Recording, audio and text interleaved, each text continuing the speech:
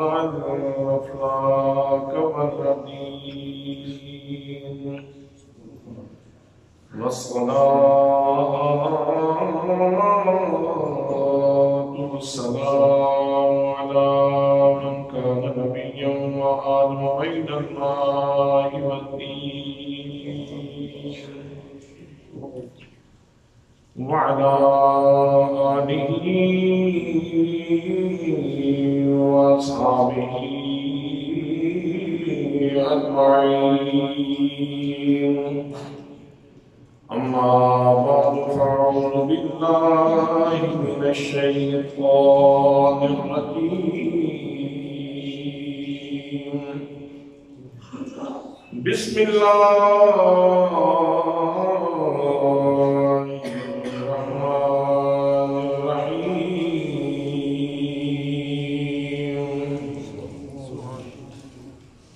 يطعمون الطعام على حبه مسكينا ويتيما وأسيرا. وقال الله تعالى في مقام آخر: إنما نطعمكم لوجه الله لا نريد منكم جزاء ولا شكورا. صدق الله مولانا العظيم وصدق رسوله النبي الكريم الأمين الرؤوف الرحيم. الصلاة والسلام عليك يا سيدي يا رسول الله وعلى آلك وأصحابك يا سيدي يا حبيب الله. اہل نظر کی آنکھ کا تارانی علی، اہل نظر کی آنکھ کا تارانی علی. قال رسول اللہ صلی اللہ تعالی علیہ وسلم: یا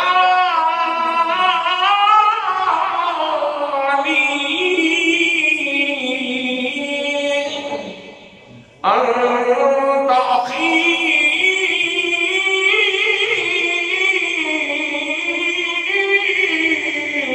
في الدنيا والآخرة. اے میرے حیدر، تو دنیا میں بھی میرا بھائی ہے، تو آخرت میں بھی میرا بھائی ہے. اے میرے نظر کی آنکھ کا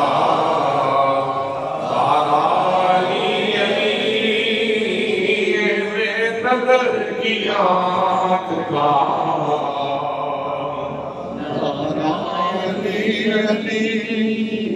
اے بے وفا کے دل کا سہارا کی علی. اے بے وفا کے دل کا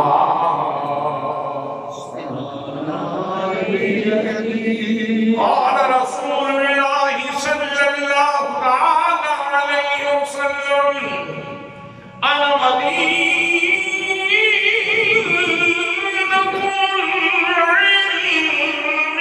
العلم والمبارک. میں علم کا شہر ہوں اور علی اس کا دروازہ ہے. اہل نظر کی آنکھ کا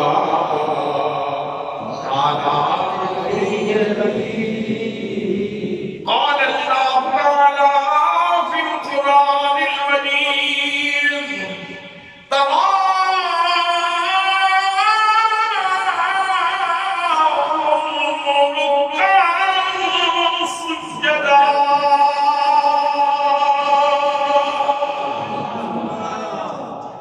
اے دیکھنے والے، تو ان کو دیکھے گا یا رکوع میں نظر آئیں گے یا سجود میں نظر آئیں گے. اہل نظر کی آنکھ کا تارا علی علی، اہل وفا کے دل کا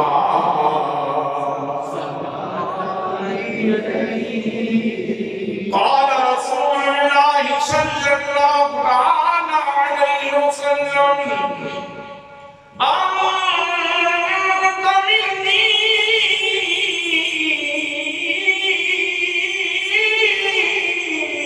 بمجمع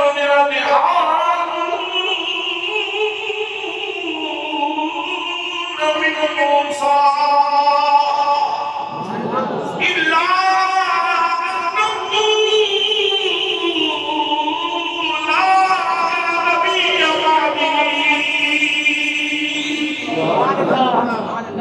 اے میرے علی، تم مجھ سے وہی نسبت رکھتے ہو جو ہارون موسیٰ سے رکھتے تھے۔ ہاں یہ باتیں ہیں کہ میرے بعد کوئی نبی نہیں ہے۔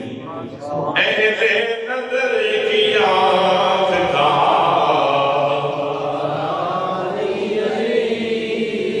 اہل وفا کے دل کا سہارا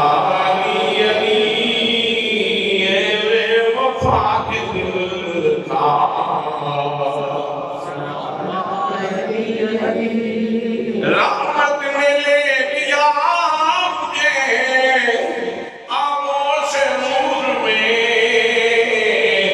میں نے کبھی جو رو کے پکارا علی علی، میں نے کبھی جو رو کے پکارا علی علی۔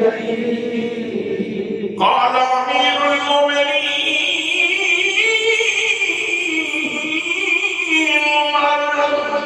رضی اللہ تعالی عنہ لولا علی لہلک عمر، اگر علی نہ ہوتے عمر تو ہلاک ہو جاتا۔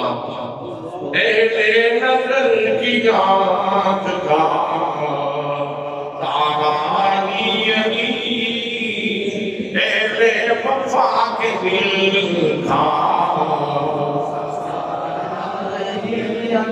رحمت نے لے لیا مجھے آغوش نور میں، میں نے کبھی جو رو کے پکارا علی علی، میں نے کبھی جو رو کے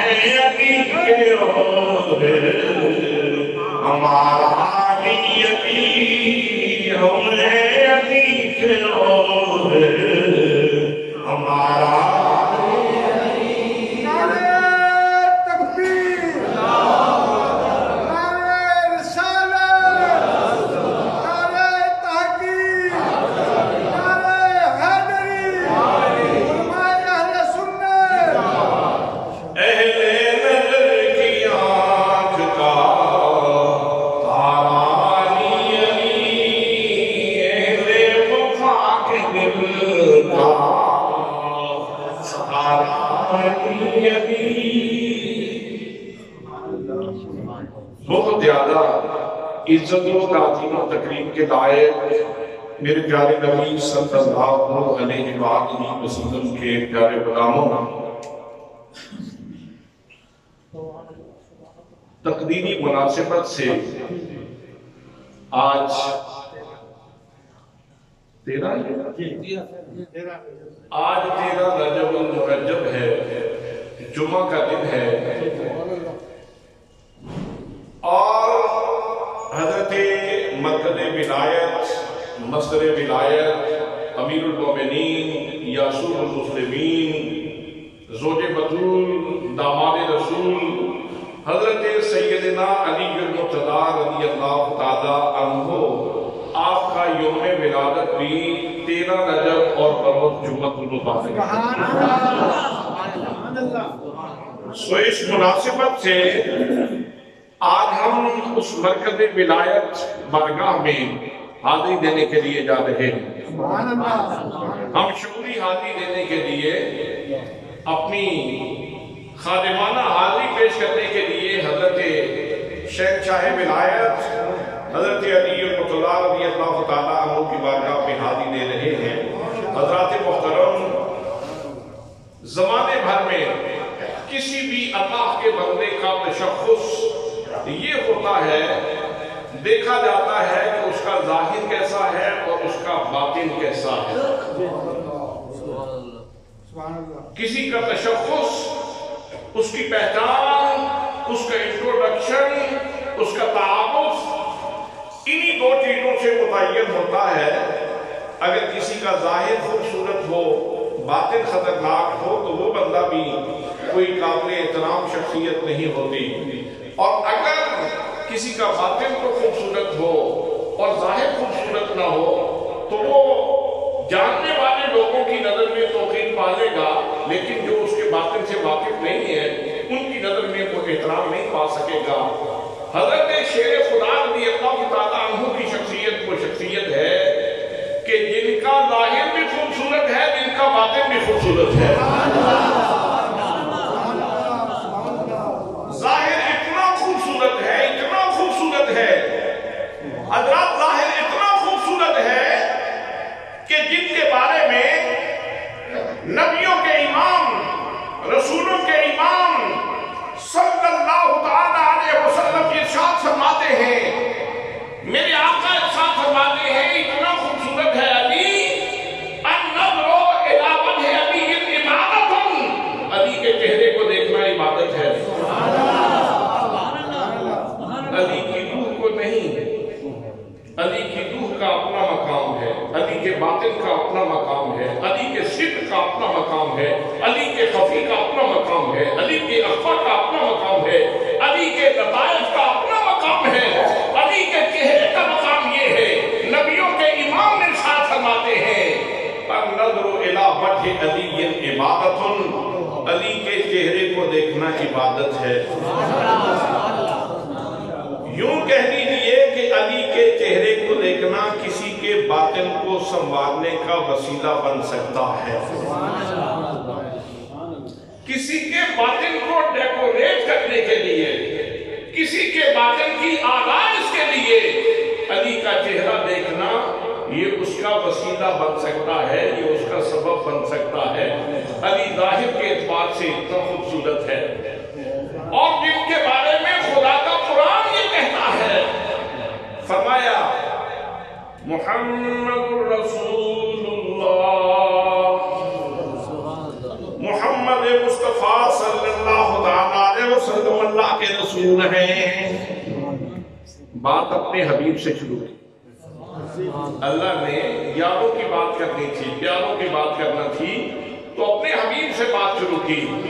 فرمایا محمد رسول اللہ، حضرت محمد مصطفیٰ صلی اللہ علیہ وسلم اللہ کے رسول ہیں۔ والذین معہ، جو نبی اکرم صلی اللہ علیہ وسلم کے ساتھ ساتھ رہنے والے ہیں۔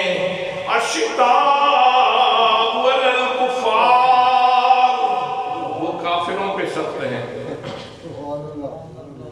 رحماء بینہم، آپس میں باہم نرم ہیں۔ تراہم رکعاً سجدا، اے دیکھنے والے تم نے دیکھے گا یا تو یہ رکوع کی حالت میں نظر آئیں گے یا سجدے کی حالت میں نظر آئیں گے۔ مشاہدہ کرنے والے کو اللہ کریم فرما رہا ہے، دیکھنے والے یہ جو نبی کریم صلی اللہ علیہ وسلم کی صحبت خاص میں رہنے والے لوگ ہیں، ان کا تشخص یہ ہے، ان کا امتیاز یہ ہے کہ جو حضور کے ساتھ ساتھ ہیں۔ پہلا شرف یہ ہے، ان کو صحبت و رفاقت نبوت نصیب ہے، یہ ان کا پہلا شرف ہے۔ دوسرا شرف یہ ہے کہ دل میں اگر سختی ہے تو کافروں کے لیے ہے، اور تیسرا شرف ان کا یہ ہے کہ اگر ان کے اندر نرمی ہے تو مسلمانوں کے لیے ہے، اپنے لوگوں کے لیے ہے، اپنے ہم نوا اور اپنے کلاس فیروز کے لیے ہے، مسلمانوں کے لیے ہے۔ تراہم رکعن سجدا، تو انہیں دیکھے گا یا تو انہیں رکوع میں نظر آئیں گے یا سجدے میں نظر آئیں گے۔ اب اس کی تفسیر علماء نے کی، اور انہی میں حضرت شہنشاہ بغداد غوث سمدانی قطب ربانی حضرت شیخ عبدالقادر جیلانی رضی اللہ تعالیٰ عنہ نے بھی اس کی تفسیر فرمائی۔ آپ تفسیر کرتے ہوئے ارشاد فرماتے ہیں والذین معه سے مراد بالعموم تو تمام صحابہ کرام مراد ہیں، لیکن بالخصوص یہ حضرت صدیق اکبر کی شان ہے جو حضور صلی اللہ تعالیٰ علیہ وسلم کے ساتھ ہے سائے کی طرح۔ اشداء علی الکفار، بالعموم تو یہ تمام صحابہ کی صفت ہے، لیکن خاص طور پہ یہ حضرت عمر فاروق رضی اللہ تعالیٰ عنہ کی صفت ہے۔ رحماء بینہم، ویسے تو تمام صحابہ کرام کے اندر ہی یہ ملکہ پایا جاتا ہے، یہ سبھی صحابہ کرام کے اندر یہ ملکہ پایا جاتا ہے، لیکن خاص طور پہ یہ شان ہے حضرت عثمان غنی رضی اللہ تعالیٰ عنہ کی۔ ان کو اللہ کریم نے دقت قلبی کا وافر حصہ عطا فرمایا تھا۔ اور تراہم رکعن سجدا، تو انہیں دیکھے گا یا تجھے رکوع میں نظر آئیں گے یا تجھے سجدے میں نظر آئیں گے۔ بالعموم تو یہ تمام صحابہ کرام کی صفت ہے، لیکن خاص طور پہ یہ حضرت مولا مرتضی حضرت شیر خدا رضی اللہ تعالیٰ عنہ کی شان بیان ہو رہی ہے۔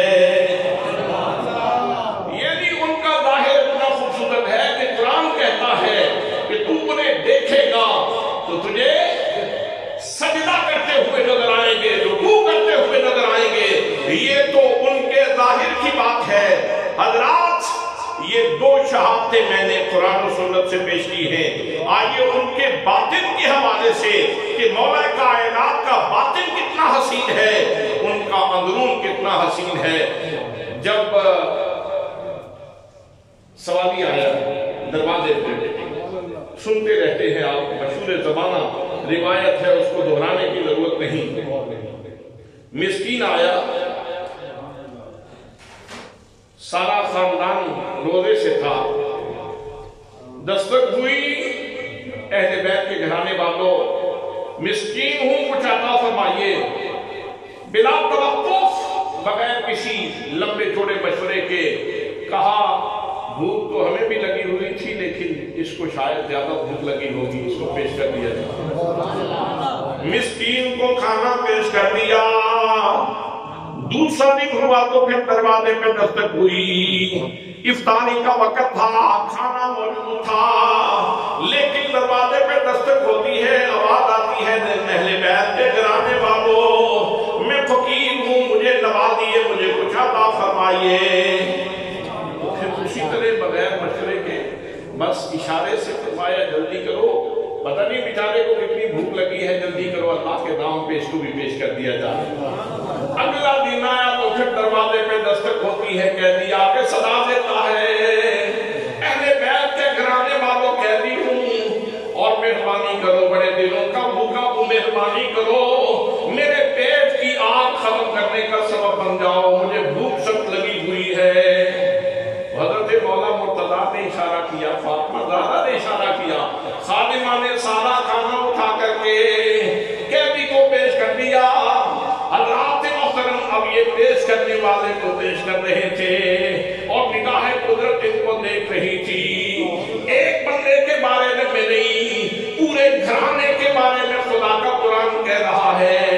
فرمایا وَيُطْعِمُونَ الطَّعَامَ عَلَىٰ حُبِّهِ مِسْكِينًا وَيَتِيمًا وَأَسِيرًا۔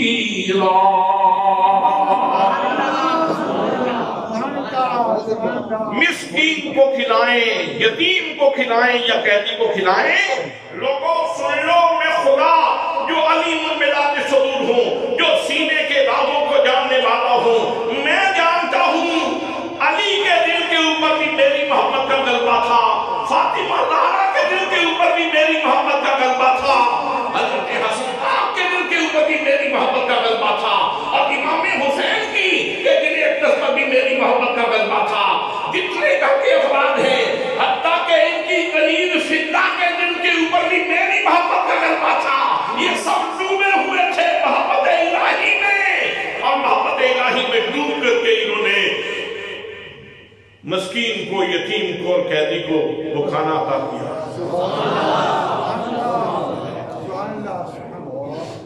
پھر اس کے اوپر اپنی طرف سے ایک سند جاری فرمائی، سبحان اللہ سبحان اللہ۔ یہ کھلاتے ہیں، نقطہ نظر کیا ہوتا ہے؟ زمانہ بات کرے گا، لوگ تعریف کے ڈوگرے برسائیں گے، خطبوں میں بات ہوگی، تقریروں میں ان کے تذکرے ہوں گے، کیا اس لیے ان لوگوں نے یہ مال خرچ کیا ہے؟ حضرات محترم، یہ تو ان کو اللہ نے شان دینا تھی، جو اللہ کے لیے ہو جاتا ہے تو اللہ پھر اس کا ہو جاتا ہے، لیکن انہوں نے اپنی تعریف کے لیے، اپنی توصیف کے لیے گلی گلی ان کی باتیں ہوں، اس لیے انہوں نے یہ مال نہیں دیا تھا۔ وہ کیا کہتے ہیں؟ جو ان کا مقولہ ہے، جو ان کا انڈیا ہے، جو ان کے دل کی بات ہے، جو ان کے اندر کی بات ہے، جو ان کے حسین باطن کی بات ہے، وہ بات بھی خداوند قدوس بیان فرما رہا ہے۔ سنیے اللہ کا قرآن، فرمایا وہ تو یہ کہتے ہیں انما نطعمکم لوجہ اللہ، ہم کھانا کھلاتے ہیں تو لوجہ اللہ کھلاتے ہیں، لوجہ اللہ۔ انما حرف حصر ہے، تفصیل پیدا کرنے کے لیے، ماحول مفہوم کو مزید موقت کرنے کے لیے، واضح کرنے کے لیے اور اختصاص پیدا کرنے کے لیے، حسب پیدا کرنے کے لیے آتا ہے۔ فرمایا انما نطعمکم لوجہ اللہ لا نرید منکم جزاء ولا شکورا۔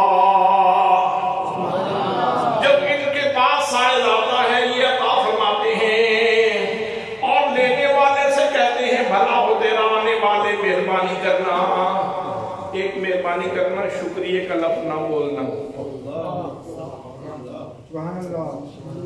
آج ہمارے ہاں ہمارا تو طریقہ زندگی یہ ہے کہ کسی بھائی سے، کسی بہن سے، کسی رشتہ دار سے، تعلقات سے نیکی کر دیں اور وہ شکریہ ادا نہ کرے تو کہتے ہیں بڑا سرمیر لگتا ہے، بڑا سرمیر آدمی ہے، شکریہ بھی ادا نہیں کیا، دو لفظ بھی اس نے ادا نہیں کیے، میرے بھائی کو ایسا کرنا چاہیے تھا، میری بہن کو ایسا کرنا چاہیے تھا، فلاں کو اس طرح کرنا چاہیے تھا۔ جب میں نے اس کے ساتھ نیکی کی، آج میرے سماج کی یہ کمزوریاں ہیں، آج ہمارے معاشرے کی یہ کمزوریاں ہیں کہ ہم لوگوں سے تعریف سننا چاہتے ہیں، لیکن میرے دوستوں، میرے بھائیوں، وہ کتنے خالص قسم کے لوگ ہیں، شاید سونا بھی اتنا خالص نہیں ہوگا۔ کندن کو کہا جاتا ہے نا، فلاں کو کندن کی طرح ہے، کندن کی طرح ہے، خالص سونا ہے۔ حضرات خالص سونے میں بھی اتنی چمک نہیں ہے، یاقوت و جوہر میں بھی اتنی چمک نہیں ہے، کسی دنیا کے موتی میں بھی اتنی چمک نہیں ہے۔ وہ ایسے ہست پہلو ہیرے ہیں، جس شخصیت کو دیکھو گے، جس جہت سے دیکھو گے، عرفان الہی کی روشنی پھوٹتی نظر آئے گی، عرفان الہی کی روشنی پھوٹتی نظر آئے گی۔ ہم نہیں کھلاتے کسی کو، ہم فقط اس لیے کھلاتے ہیں لوجہ اللہ، اللہ کی رضا کی۔ لا نرید منکم جزاء ولا شکورا، ہم ارادہ نہیں رکھتے کہ کوئی ہمیں اس کی جزا دے، کہ ہمیں جزا دے گا، آج اس کے ساتھ نیکی کریں گے، کل ہمارے ساتھ نیکی کرے گا۔ ہمارے سماج کی کمزوری تو یہ ہے کہ ہم اپنی پنجابی زبان میں کہتے ہیں یار وہ بندہ مٹی کا بھی رکھے ہوئے تو چنگے ہی ہوتے،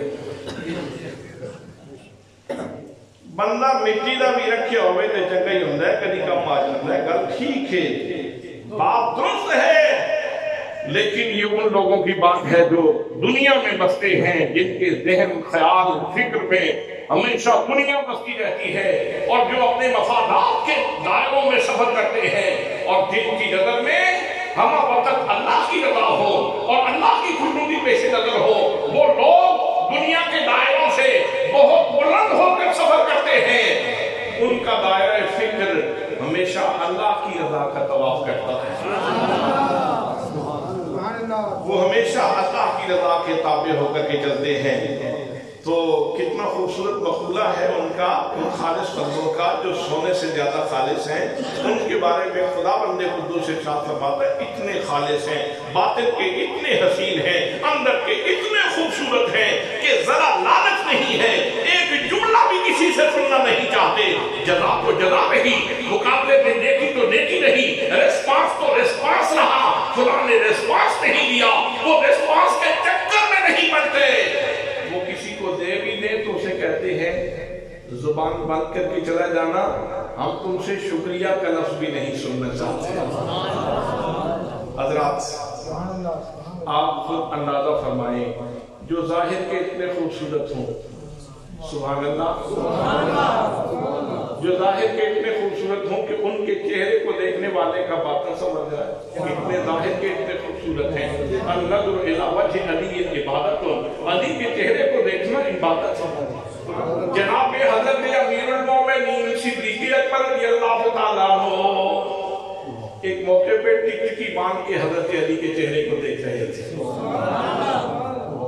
आज तो लोगों ने एक ऊधम मचा रखा है सहाबा किराम के दरमियान खलफशात साबित करने के लिए, इंतिशार साबित करने के लिए, मुशाजरात सहाबा के ऊपर गुफ्तगूएं हो रही हैं, वो और उनके दर्जे मुतय्यन करने का सिलसिला शुरू किया हुआ। फलां का दर्जा ज्यादा है और फलां का दर्जा ज्यादा है। वो एक छोटी सी चिड़िया होती है, वो घास के एक तिनके के नीचे आ गई तो उससे किसी ने पूछा कि क्या कर रही हो, तो उसने कहा जमीन तोड़ रही हो। अपना हुजम देख, अपना वेट देख, अपना वजन देख, अपनी हैसियत देख, अपनी औकात देख, अपनी मिसाल देख। एक छोटी सी चिड़िया होकर के अगर जमीन का वजन करने लग जाए तो ये हमाकत नहीं है तो और क्या है। दोस्तान मोहतरम, हम तो कहते हैं जिस हस्ती को भी अल्लाह करीम ने जितने दर्जे दिए हैं, जितने मकामात दिए हैं, जितनी शान अता फरमाई है, नबी मुकर्रम सल्लल्लाहु अलैहि वसल्लम के जितने सहाबा किराम हैं और अहले बैत के जितने अफराद हैं, जिसको जितनी शान अल्लाह ने अता फरमाई है, हम किसी की शान में एक जुज़ी की भी कमी नहीं करते, हम उस पूरी शान को सलाम करते हैं। हमारी हैसियत नहीं है कि हम उनके दर्जे नापते रहें, उनके वजन को बोलते रहें। शर्म आनी चाहिए उन उलमा को जो उम्मत को इन फिक्रों में धकेल करके असल मौजूआत से गाफिल हैं। क्या इस्लाम की नशत सानिया के बारे में भी कभी सोचा है? आलम इस्लाम किस करवट में है इस वक्त? आलम कुफ्र का इस वक्त एजेंडा क्या है? क्या इस तनाजुर में भी हमारे उलमा को सोचने की कभी तौफीक हुई है? सहाबा किराम के शानों को तोला और नापा जा रहा है। शर्म आनी चाहिए ऐसे असहाबे जुब्बा और दस्तार को जो इस मकरूह धंधे में लगे हुए हैं। मेरे दोस्तों, मेरे भाइयों, नबी के घर वाले भी शान वाले हैं, नबी के दर वाले भी शान वाले हैं, सहाबा किराम भी शान वाले हैं, अहले बैत अत्हार भी शान वाले हैं। इसीलिए तो हज़रत सिद्दीक़ अकबर रज़ियल्लाहु ताला अन्हु हज़रत अली मुर्तज़ा का चेहरा देख रहे थे और टिकटिकी मांग के देख रहे थे। सिद्दीक़ अकबर की आंखों की पुतलियां अली के चेहरे पे लगी हुई थी। जनाब शेर खुदा ने पूछ लिया, अबू बकर इस प्यार से देख रहे हो, इतने इमाम से देख रहे हो, वजह क्या है? तो हजरत सिद्दीक़ अकबर रज़ियल्लाहु ताला अन्हु ने जवाब दिया, फरमाया है मेरे अली, मेरे पाक नबी सल्लल्लाहु ताला अलैहि वसल्लम का फरमान है, अन-नज़्रु इला वजहि अली इबादतुन, अली के चेहरे को देखना इबादत है। अली मैं चेहरा तेरा देख रहा हूँ, इबादत खुदा की कर रहा हूँ।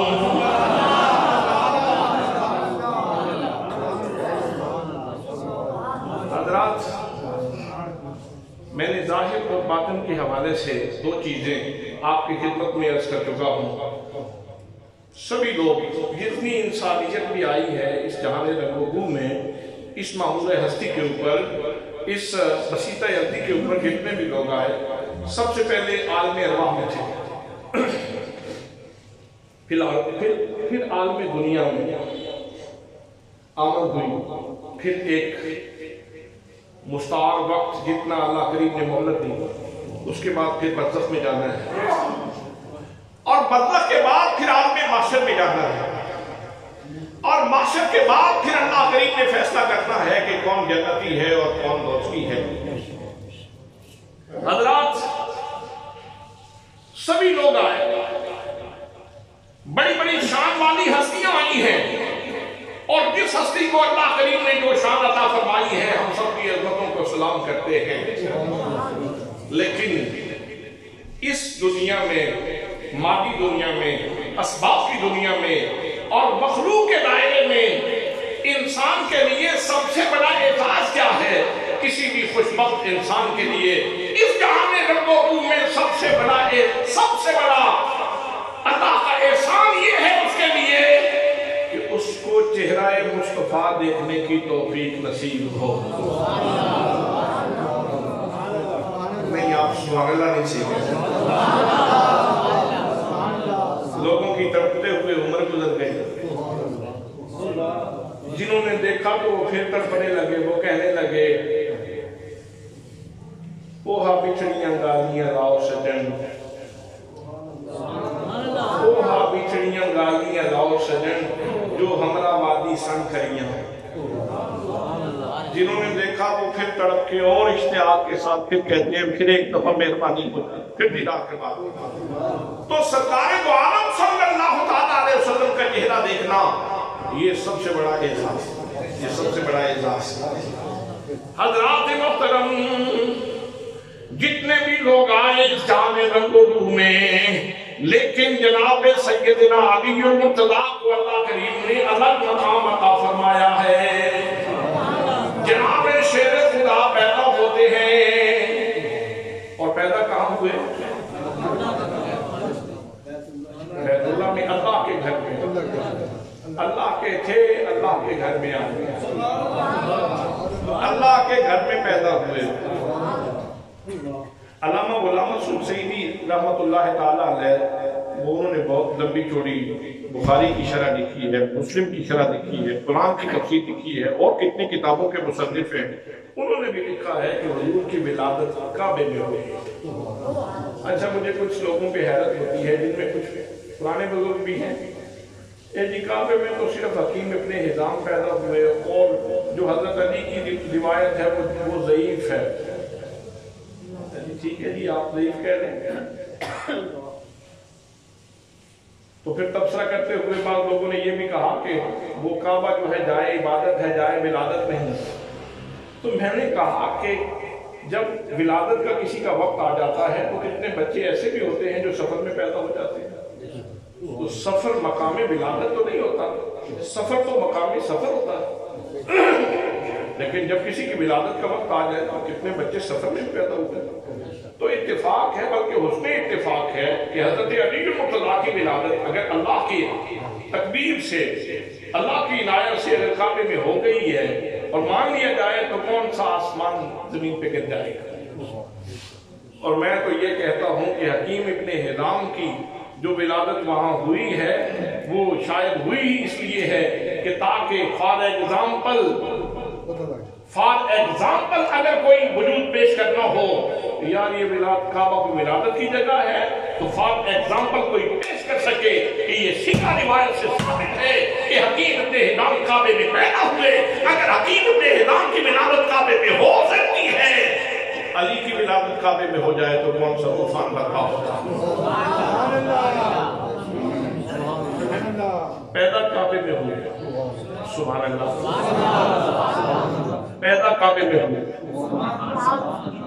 کعبے میں پیدا ہونے کے باوجود کعبہ کی فضائیں بڑی مقدس فضائیں ہیں، کعبے کی دیواریں بڑی مقدس دیواریں ہیں، کعبے کا منظر بڑا خوبصورت منظر ہے، شان والی جگہ ہے، اللہ کی تسبیحات سے معمور جگہ ہے کعبۃ اللہ۔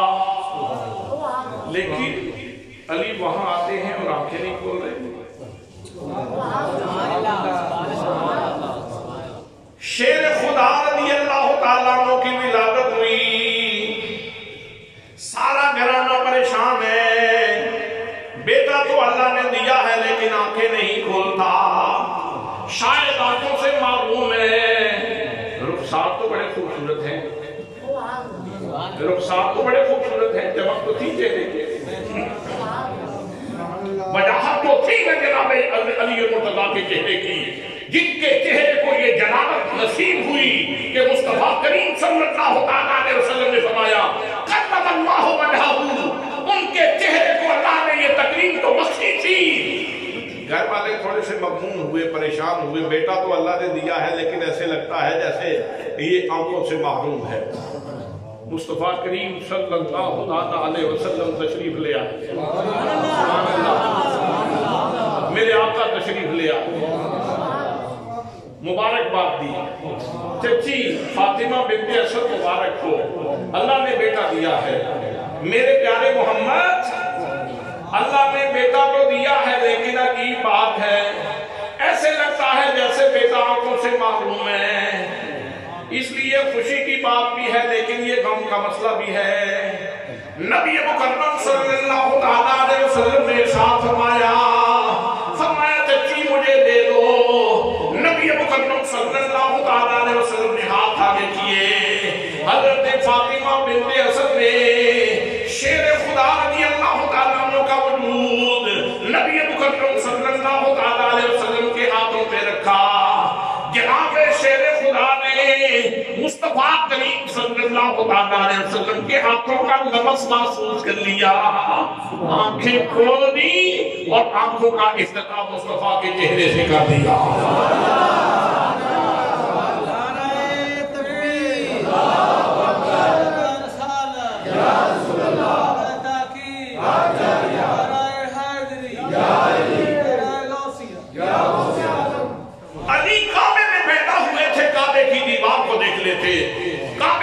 کعبے کے منظر کو دیکھ لیتے، لیکن علی یہ شعور اللہ کی بارگاہ سے لے کر کے آئے تھے، میں کعبے کو بعد میں دیکھوں گا، پہلے کعبے کو دیکھوں گا.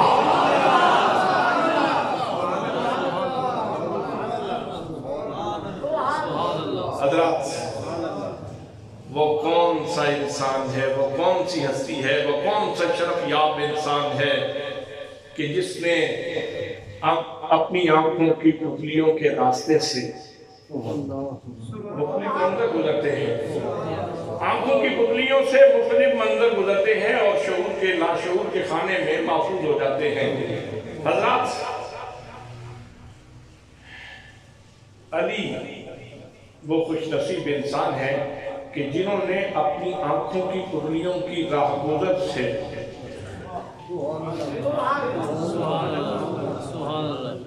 جس جلوے کو گزارا ہے وہ جلوہ رخ مصطفیٰ کا جلوہ ہے. وہ جلوہ رخ مصطفیٰ کا جلوہ ہے. میں ملکوال میں نہیں ہوں، میرا شریف میں ہوتا تو مجھے کوئی کہتا کہ وہ جو بھائی تصور ہیں مدینے والے، ذرا ان کے بارے میں بتاؤ.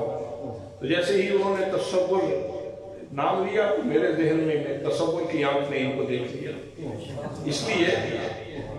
اس لیے کہ آنکھوں کی پتلیوں سے یہ یہاں داخل ہو چکے تھے، ان کی تصویر لگی ہوئی ہے یہاں، اور جیسے ہی کسی نے نام لیا تو یہ مجھے یاد آ گیا. جیسے ہی ان کا نام لیا گیا تو یہ مجھے یاد آ گئے. تو انسان مختلف مناظر دیکھتا ہے اور وہ شعور کے خانے میں محفوظ ہوتے رہتے ہیں. علی تیرے خانہ شعور کو میں لاکھوں سلام پیش کرتا ہوں. تو نے اپنے خانہ شعور میں جو پہلی تصویر لگائی ہے وہ محمد مصطفیٰ کی تصویر ہے.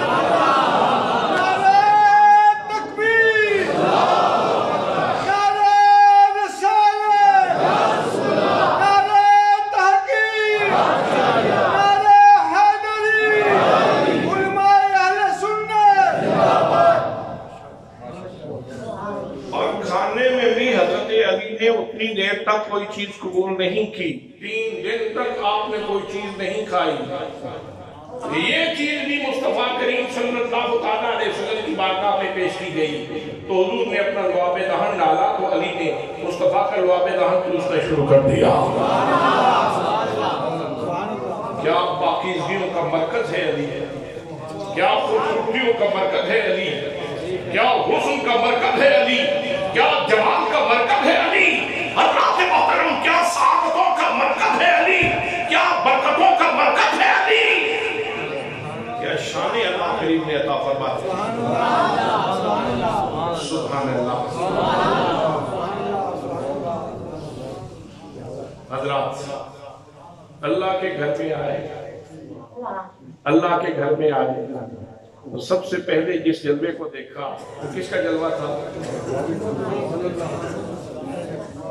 جس کو دیکھنے والے کہتے ہیں وہ کمال حسن غرور ہے،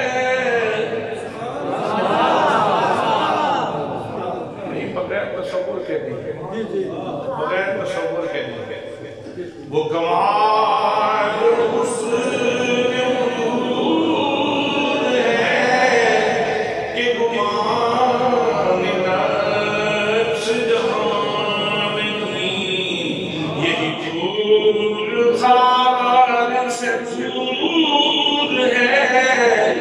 یہی شمع ہے کہ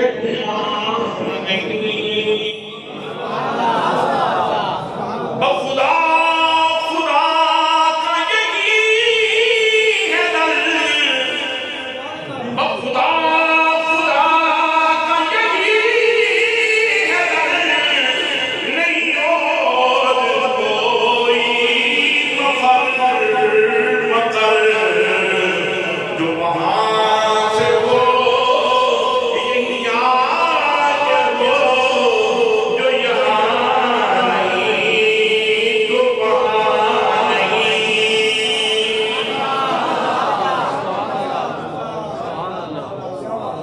شیر خدا کے وقتوں کے صدقے جائیے، آئے تو اپنی آنکھوں کا افتتاح محمد مصطفیٰ کے جلووں سے کیا۔ آئے تو خدا کے گھر میں، اور شہادت کہاں ہوئی؟ مسجد میں۔ آئے بھی خدا کے گھر میں، گئے بھی خدا کے گھر سے۔ دہلیز دنیا پہ قدم رکھا تو مصطفیٰ کے گھر میں دیکھے، اور دہلیز دنیا سے قدم اٹھا کر کے دہلیز برزخ پہ قدم رکھا تو خدا کے گھر میں دیکھے۔ علی کا یہاں آنا بھی بے مثال ہے، علی کا وہاں جانا بھی بے مثال ہے۔ یہاں آتے ہوئے بھی علی کو نوازا گیا ہے، یہاں سے جاتے ہوئے بھی علی کو نوازا گیا ہے۔ سبحان اللہ، سبحان اللہ، سبحان اللہ۔ اللہ صرف ایک بات اور عرض کروں اور سوئیاں گھڑی کی کچھ کہہ رہی ہے۔ سردی آئی تھی، جا رہی ہے، آپ لوگوں نے کوٹ پہن لیا، میں نے بھی کوٹ پہنا، آپ نے بھی کوٹ پہنا۔ گرمی آئے گی، ایسی چل جائیں گے، پتلے کپڑے لوگ لے لیں گے۔ یعنی گرمیوں سے بچنے کا بھی ایک انداز ہے اور سردی سے بچنے کا بھی ایک انداز ہے۔ سبھی لوگ گرمیوں اور سردی سے بچنے کے لیے اہتمام کرتے ہیں، لیکن حضرت علی رضی اللہ تعالیٰ عنہ کی شخصیت اس حوالے سے بھی زمانے میں منفرد ہے۔ اکثر حالت فقر ہی طاری رہتی تھی اور زمانے کے مطابق یعنی موسم کے مطابق وہ کپڑے اس طرح نہیں نصیب ہوتے تھے اور اللہ کی بارگاہ میں سوال کرنے کی عادت نہیں تھی۔ توکل والے لوگ تھے، خدا کی تقدیر پہ راضی رہنے والے لوگ تھے، فقر اختیاری کو اپنائے ہوئے تھے۔ نبی مقدم صلی اللہ علیہ وسلم نے ایک موقع پہ جناب شیر خدا رضی اللہ تعالیٰ عنہ کے لیے ہاتھ اٹھا دیے، عرض کی اللہم اذھب عنہ الحر والبرد، یا اللہ میرے علی سے گرمی کو بھی دور کر دے، میرے علی سے سردی کو بھی دور کر دے۔ میرے دوستوں سردی آئی تھی، میں نے بچنا چاہا تو میں کوٹ میں داخل ہوا، آپ سردی سے بچنا چاہتے تھے تو آپ کوٹ میں داخل ہوئے، آپ کی حفاظت تو کوٹ نے کی ہے، گھر کے کمروں میں جگہ پہ آئے تو آپ کی حفاظت ہوئی. لیکن علی المرتضیٰ رضی اللہ تعالیٰ عنہ وہ ذات گرامی ہیں کہ جن کو مکان کی ضرورت نہیں، جن کو کپڑوں کی ضرورت نہیں، جن کو گرمی سے بھی اور جن کو سردی سے بھی مصطفیٰ کی دعا بچا رہی ہے.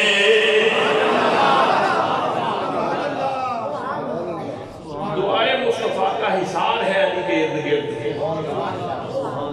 جیسے اللہ کا فرمان ہوا قلنا یا نارو کونی بردم و سلاما علی ابراہیم، اے آگ میرے ابراہیم پہ ٹھنڈی ہو جاؤ اور سلامتی والی ہو جاؤ. اتنی ٹھنڈی بھی نہ ہونا کہ ان کو سردی لگے اور اتنی گرم بھی نہ ہونا کہ ان کو گرمی لگے. سلامتی والی ہو جاؤ. حضرات محترم علی شیر خدا رضی اللہ تعالیٰ عنہ کے لیے مصطفیٰ نے دعا کر کے صرف سورج ہی واپس نہیں بلایا، صرف سورج ہی واپس نہیں بلایا، علی کو میرے مصطفیٰ نے دعائیں کر کر کے بڑی بلندیوں پہ پہنچا دیا ہے.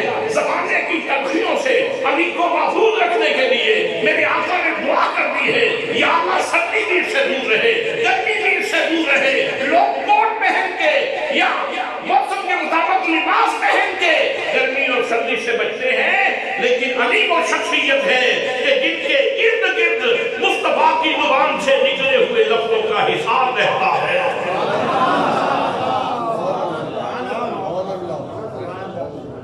سبحان اللہ سبحان اللہ سبحان اللہ سبحان اللہ سبحان اللہ.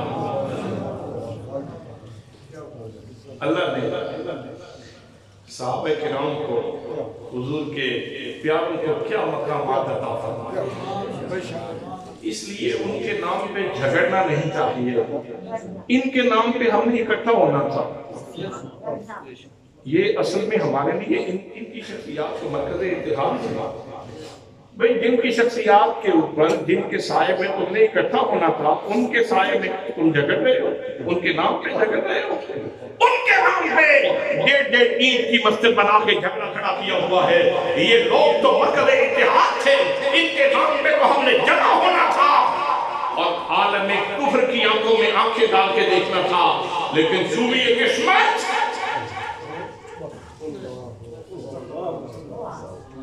افسوس یہ نہیں کہ ہم ہوئے بے حس، افسوس تو یہ ہے کہ احساس بے حسی بھی نہ رہا.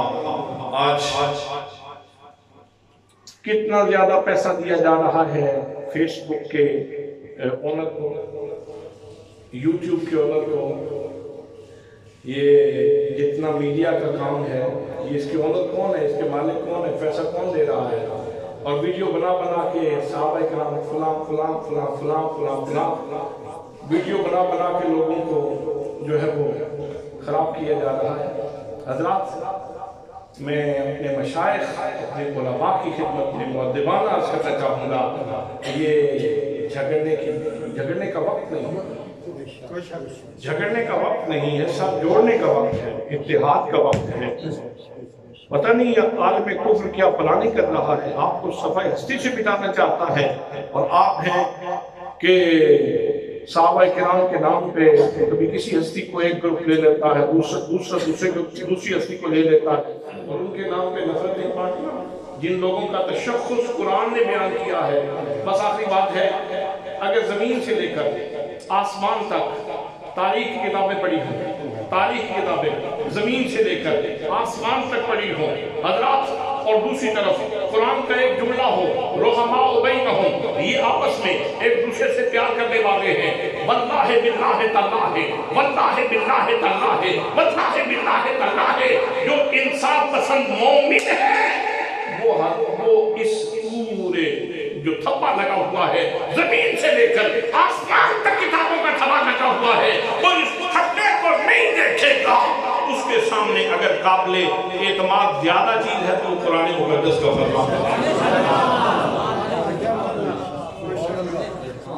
تاریخ کی فلاں کتاب یہ کہتی ہے، فلاں کتاب یہ کہتی ہے، فلاں یہ کہتی ہے، فلاں کتاب یہ کہتی ہے. بھئی تاریخ کو چھوڑو، خدا کے قرآن کو دیکھو.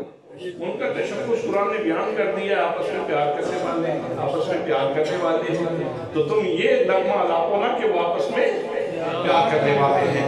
اللہ کریم ہمیں وقت کی نبض کو سمجھنے کی توفیق نصیب فرمائے اور صحیح راستے پہ چلنے کی توفیق نصیب فرمائے. وما علیہ الا البلاغ المبین. جن